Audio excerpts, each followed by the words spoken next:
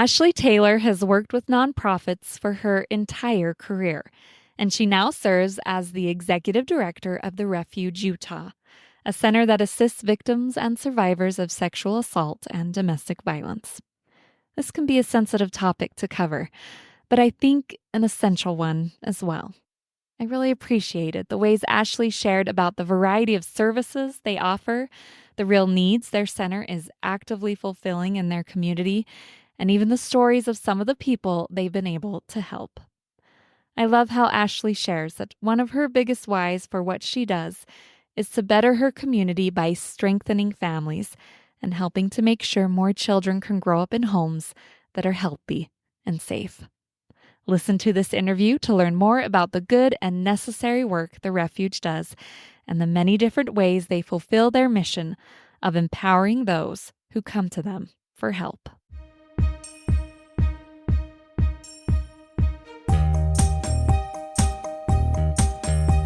Welcome to the Do Something More podcast, a service-oriented show where we highlight the helpers who inspire us all to do something more. I'm your host, Melissa Draper. Thank you so much for being here.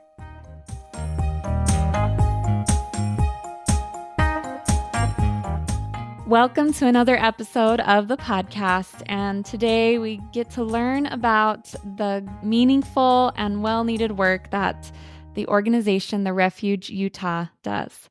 The Refuge is formerly known as the Center for Women and Children in Crisis. They provide a safe, caring, and therapeutic environment to assist in the recovery of survivors of domestic violence, sexual assault, and stalking. I know this can be a sensitive conversation, but I think it's one that's good to be educated on and to be aware there are these organizations available and the good work that they are doing to help those that need it. And so I want to welcome to the podcast the executive director of the Refuge, Ashlee Taylor. Ashlee, welcome. Thank you. Thank you so much for having me. I want to just start off with you introducing yourself a little bit and then go into introducing the Refuge and just some of the work that you do. So I am the executive director at the Refuge Utah. I've been in this role for about 2.5 years, but with the agency for 6.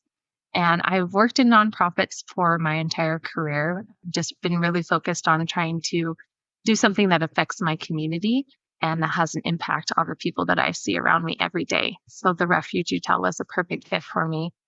Being able to really see the impact that it can have on survivors and their families and the community as a whole. So the Refuge Utah, we empower survivors of domestic violence and sexual assault. And we have several services that do that. One that most people think about when they especially think about domestic violence services is an emergency shelter. Mm-hmm. So we do have a shelter that individuals that are fleeing domestic violence can stay in, along with their children we say it's a target 30-day stay. So we extend that and look at that depending on the situation and what resources they have. But it's meant to be short term, just as they're fleeing domestic violence.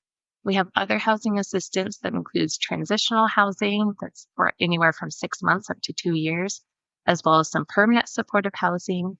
And we have temporary rental assistance to help individuals get into permanent, safe, secure housing and help lessen the burden of being able to secure that for the first few months. We also have advocacy support. So individuals, we have our team that are on the phones 24/7. Our hotlines are available at any time that they can call and speak with someone and talk through their situation and talk through resources and things that are available. Our advocates can meet with individuals to help them talk through not only their situation, but maybe what it looks like with the legal system or the justice system and help them understand what some of their rights are, what some of their options are, the resources that are available to them in the community.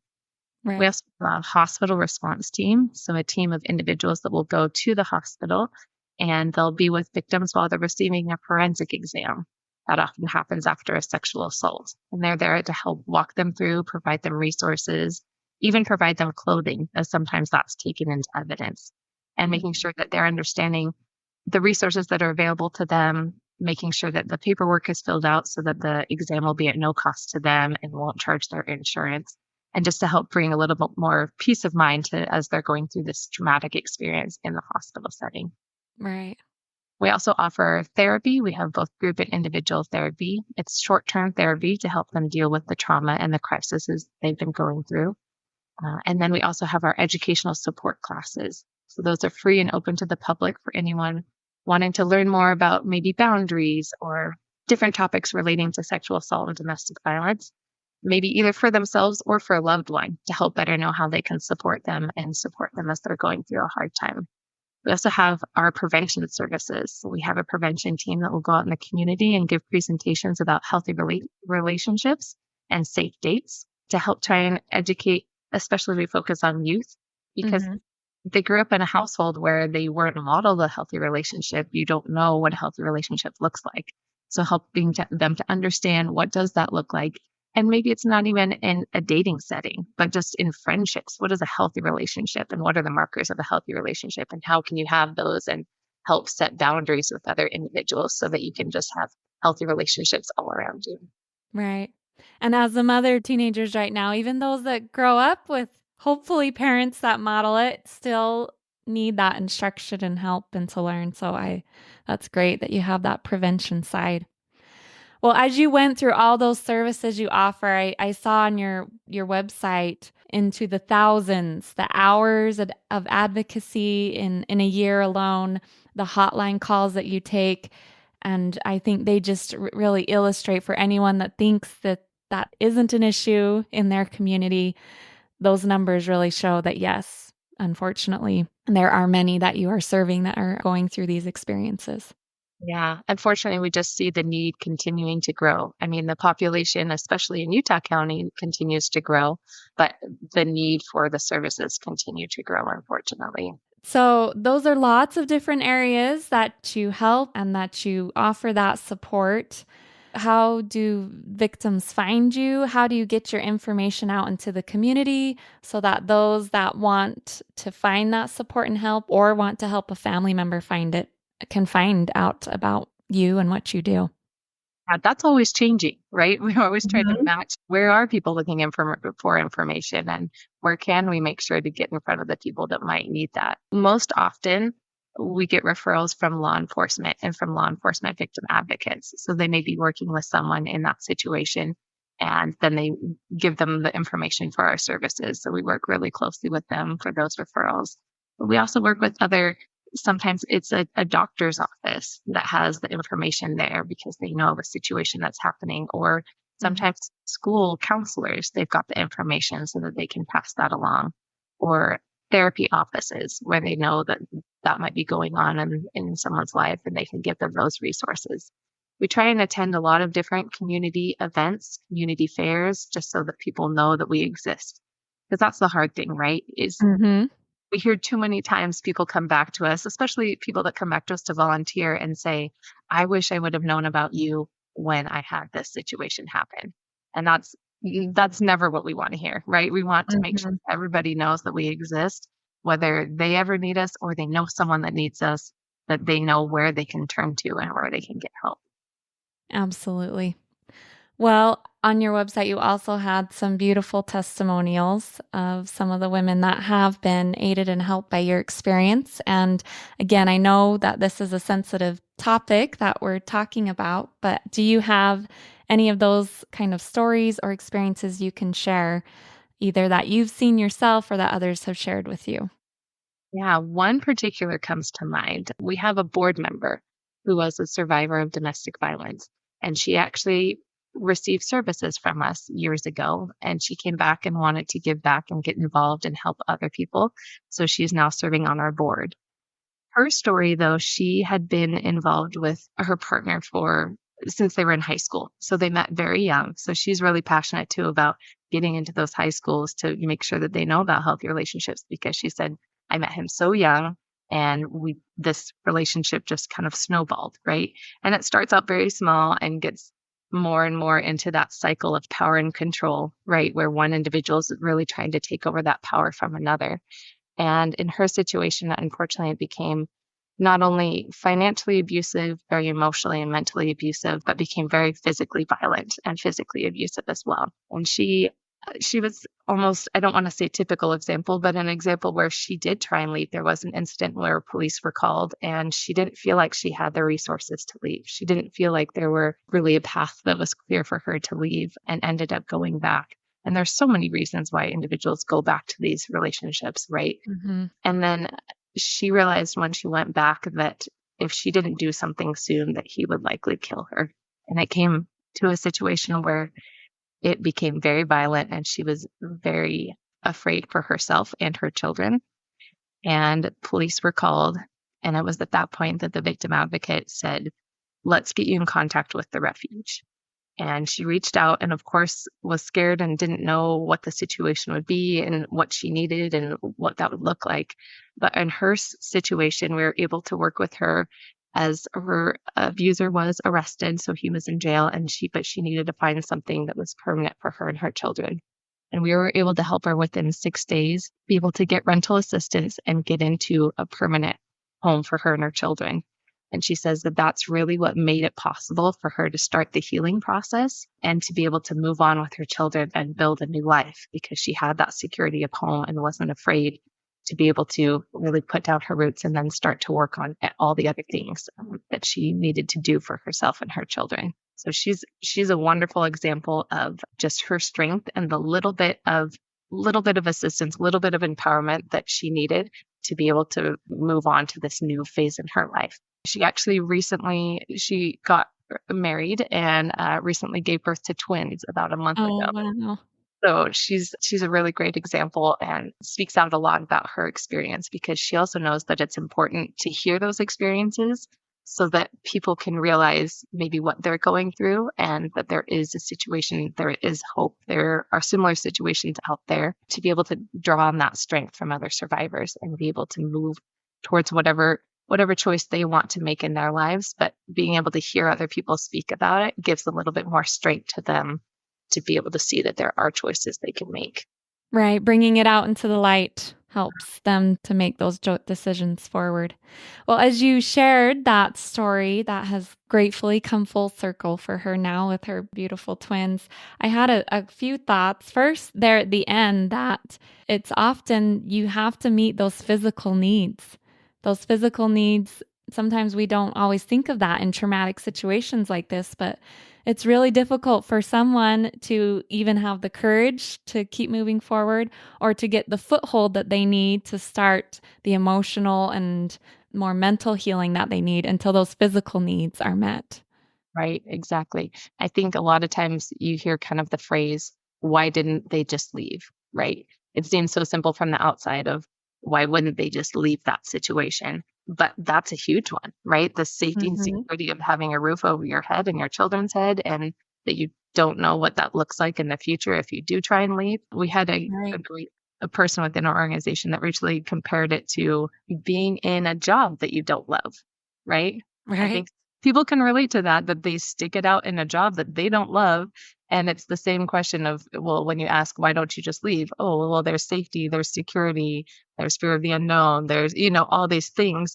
And it's the same situation in an abusive relationship. There's so many things that can keep you there and so many Right. reasons that keep you in that relationship that makes it really difficult to leave. Right. Yeah. And that kind of goes to another thing I thought about when you shared that story of how she was young in high school and how often it starts small. And so, how important it is for you, or as parents, or in schools, to educate and teach what that healthy relationship looks like. And I know someone can get so far into that they don't even realize, oh my gosh, these things are not okay. And it is okay for me to say they're not okay. And that is good education and empowerment and information to share. Even if we think someone might already know that, maybe they've been so far in an experience that has been lost to them. Yeah. And like you said, it starts so little and then builds up, right? So it's not just that immediately all of these things are happening, which maybe someone would say, yeah, this isn't okay. This is not a relationship I want to be a part of, but they're little by little, right? And then they kind of Right. snowball and get bigger from there and can become more and more harmful. So yeah, learning how to set those boundaries and whatever your boundaries are going to be, being able to set those and have those in relationships. at a young age is really, really important. Yep. Important for all of us to know those skills. So, well, were there any other stories that you wanted to share? We recently celebrated our 40th anniversary. So we were founded in 1984. Oh, wow. Um, and we had a celebration and we had a few survivors that were really great in wanting to come forward and share some of their stories. And that was wonderful to hear because it is very personal and it is a personal thing for each individual. But having them share that strength, we had a survivor of sexual assault share their experience about having a friend that knew about the refuge and said, you can go to the hospital, you can get this exam because a lot of people don't realize that or don't know that that's an option.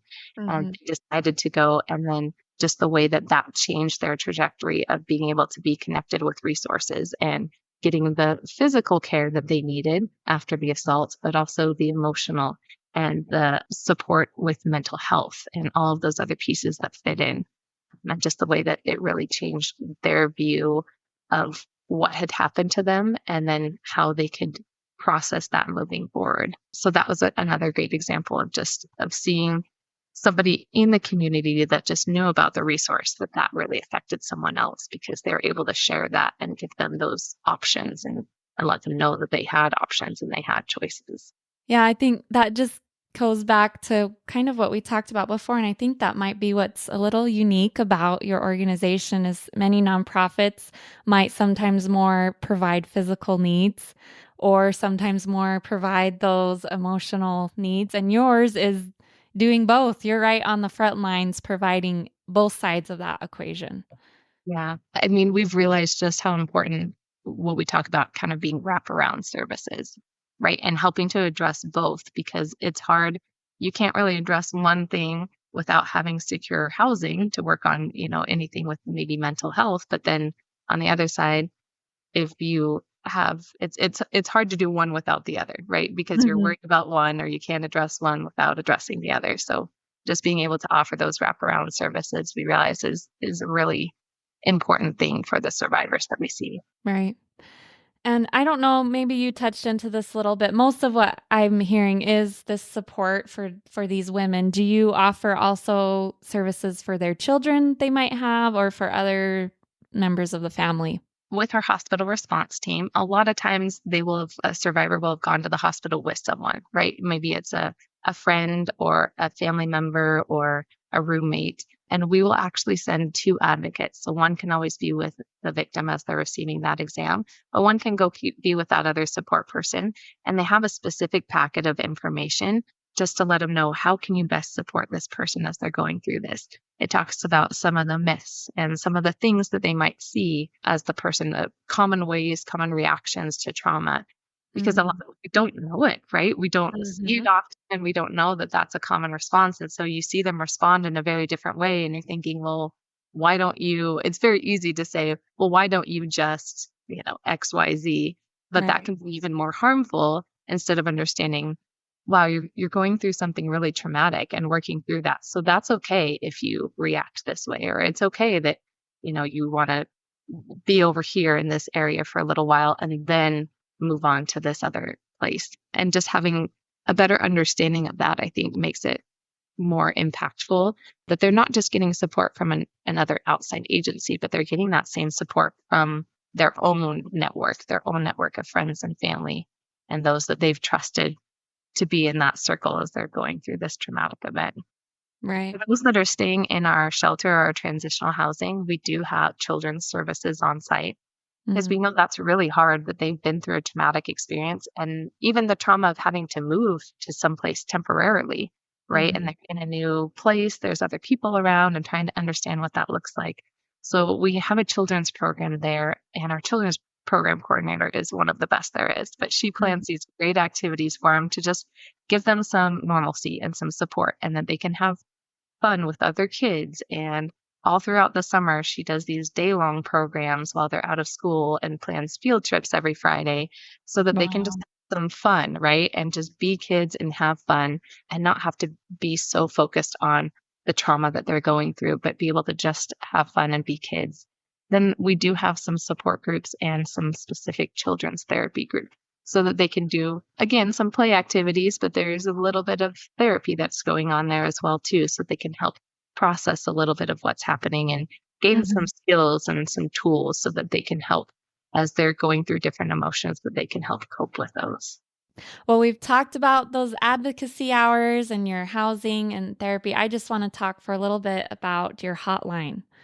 Yeah. So you take a lot of calls with that. How does that work exactly? How do you staff it? Yeah. How does all of that work?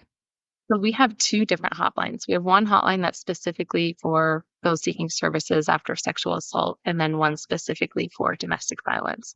Last year, between the two hotlines, we had almost 3,000 calls. So there's just calls that are coming in constantly to both of those hotlines.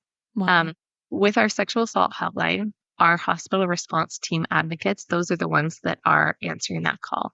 So we have volunteers, we have over 120 trained volunteers that are on that hotline. And they're also the ones that will go out to the hospital for those forensic exams. So they're on that hotline, very specifically trained in sexual assault so that they can know the intricacies of what's going on with a sexual assault victim.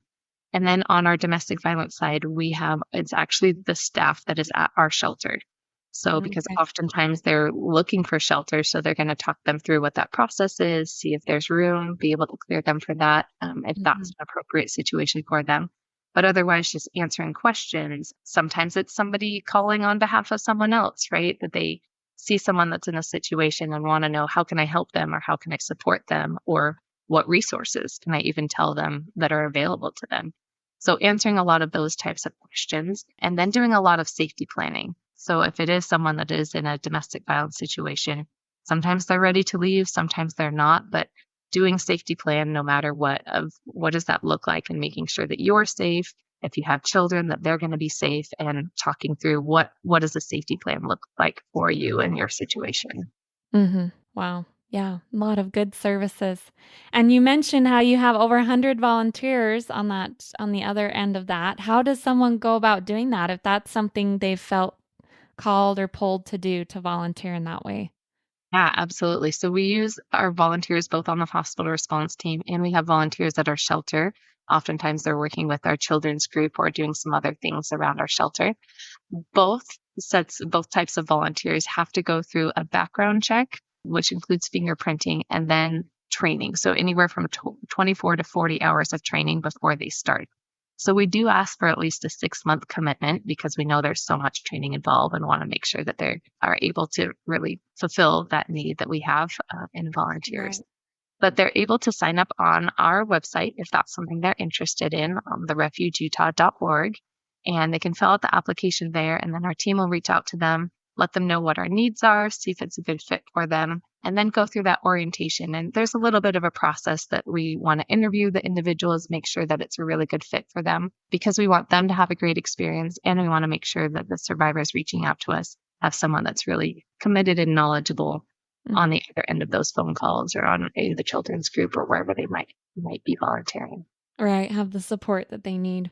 What is the biggest why? This might seem an obvious question for an organization like yours because of all that you're able to do. But for you, what do you repeatedly find is the biggest why for what you do and why you choose to work where you do? I think we talk about this a lot. Everyone knows someone, right? When you sit back and think about it, someone recently was having a conversation with someone. They're like, "Oh no, I've never really known someone that has gone through domestic violence." And then as they were talking, they were like, "Oh wait, actually, this person was in Mm-hmm. that kind of a situation." So Mm-hmm. I think everybody knows someone. It affects everyone. It affects the whole community. And for me, I wanted to work in a field where it was really bettering the community around me. And I think that happens oftentimes through strengthening families, right? And being able to give children the opportunity to grow up in a healthy home and be able to set up the next generation to be able to do great things and to have a great, safe community.